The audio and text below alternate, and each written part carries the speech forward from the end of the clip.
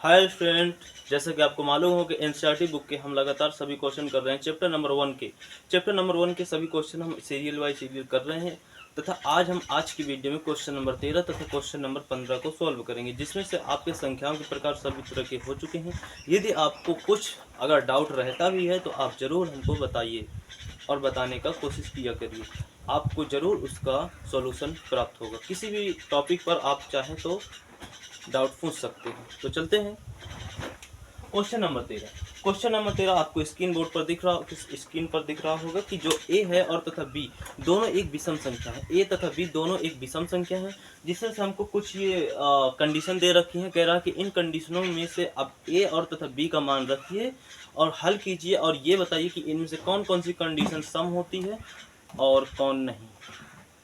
तो देखते हैं, पहली कंडीशन है ए का स्क्वायर। जैसे कि आपको मालूम होगा कि ए एक सम संख्या है। सम संख्या यानी कि सम संख्या ऐसी संख्या जो दो से पूर्णतः विभाजित हो जाए, ऐसी संख्या को हम सम संख्या कहते हैं। तो ए का यदि हम यहाँ पर रखें नंबर 1 ए स्क्वायर के लिए हम यदि ए का मान रखें तो ए का मान यदि एक ए यहाँ पर हम लिख देते हैं ए एक सम संख्या। तो एक सम संख्या तो एक तो हम रख नहीं सकते, दो हम रख सकते। क्यों? क्योंकि दो एक सम संख्या है। ठीक है, तो ए बराबर यदि हम यहाँ पर 2 रखें तो इसका हो जाएगा स्क्वायर। इसका क्या हो जाएगा? स्क्वायर हो जाएगा। तो यहाँ पर कितना आने वाला है? यहाँ पर 4, जो कि यह एक सम संख्या है, जो कि ये सम है। इसके बाद दूसरी की ओर चलते हैं, दूसरे में बी स्क्वायर। अगर हम बी का मान कुछ भी रखें तो हमारा बी का मान कुछ भी रखें वो मान हमारा माइनस अर्थात विषम का होना चाहिए, क्योंकि क्वेश्चन में कह रखा है कि जो भी आप बी का मान लें वो मान विषम का हो। अर्थात बी एक विषम संख्या है तो उसका बराबर जो भी आप मानेंगे वो भी विषम ही होना चाहिए। तो बी का यदि हम माने 2 तो 2 नहीं मान सकते, क्योंकि 2 एक विषम संख्या नहीं है, तो हम 3 मान सकते हैं। तो अगर हम यदि हम b बराबर 3 ले रहे हैं तो यहाँ पर क्या हो जाएगा? 3 का स्क्वायर। तो आ जाएगा हमारे पास 9 एक क्या है? विषम संख्या है। क्या है? एक विषम संख्या है। अब हम चलते हैं क्वेश्चन नंबर 3 की ओर। तो आपका है a प्लस बी।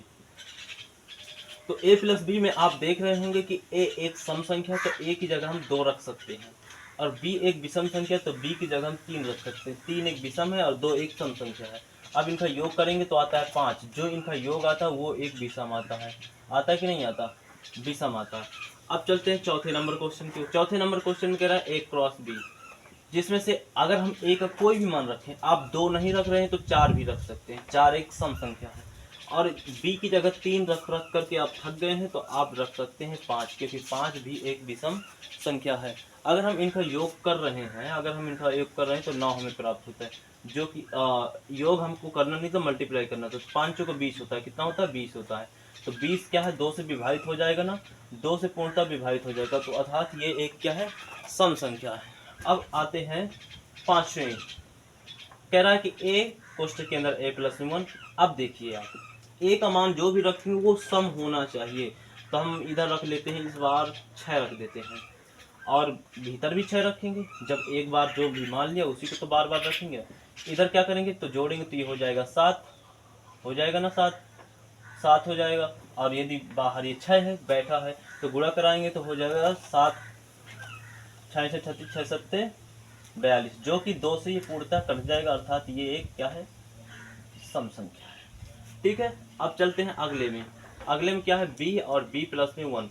देखो b का यदि कोई भी मान लेंगे वो हमारा विषम होना चाहिए। तो हम b का मान लेते हैं 7, क्योंकि 7 भी एक विषम संख्या है। ठीक है, 7 भी एक विषम संख्या है। अंदर का करेंगे तो आपका आ जाएगा 8, 7 7 49, 7 8 कितना होता है? 56। 56 देखो 2 से पूर्णतः कट जाएगा, अर्थात ये भी एक क्या है? सम संख्या है। सम संख्या है। ठीक है, तो आप देख रहे होंगे कि ये भी एक सम संख्या है, ये भी एक सम संख्या, ये एक सम संख्या और ये भी एक सम संख्या, अर्थात a स्क्वायर, इसके बाद ये सम संख्या है, इसके बाद कौन सी सम संख्या है? इसके बाद आपकी ये आपकी कौन सी? तीसरी नंबर वाली, यानी कि a क्रॉस b कामा। इसके बाद ये भी एक सम संख्या है a प्लस 1। इसके बाद ये भी एक सम संख्या है b और b प्लस 1। ठीक है, ये आपका आंसर हो जाएगा, क्योंकि यही हमें सम संख्याएं बताना था, तो सम संख्या यही है। अब चलते हैं क्वेश्चन नंबर 15 की ओर। आशा करते हैं ये क्वेश्चन आपसे समझ में आया होगा।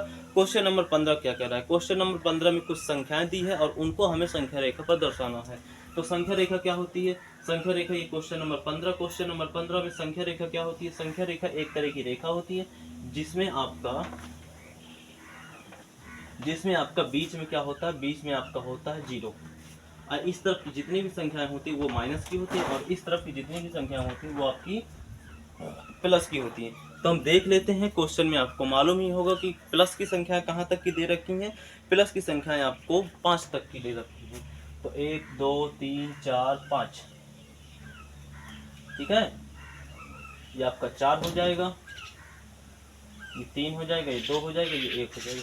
और माइनस की आपको संख्याएं 5 तक की दे रखी है। माइनस की आपको संख्या कहाँ तक की दे रखी है? 5 तक की दे रखी है। माइनस की संख्या आपको 5 तक की दे रखी है। अब इसमें से आपको दर्शाना क्या है? इसमें आपको दर्शाना है कि भैया जो प्लस आप 1 है, 1 कहाँ पर है? हमने दर्शा दिया कि 1 भैया यहाँ पर है। फिर कह रहा है कि आप 2 को दर्शाइए, तो हमने 2 को भी दर्शा दिया कि भैया 2 आपका यहाँ पर है। आप कह रहा 5 को दर्शाइए, तो हमने कह दिया भैया 5 भी यहाँ पर है। फिर इसके बाद कह रहा है कि और फिर इसके बाद कह रहा है 0 को दर्शाइए, तो हमने कह दिया ये है 0 भैया, ये 0 को दर्शा दिया यहाँ पर। फिर इसके बाद आपसे कह रहा है कि माइनस का 2 को दर्शाइए, हमने कह दिया भैया माइनस का 2 ये है।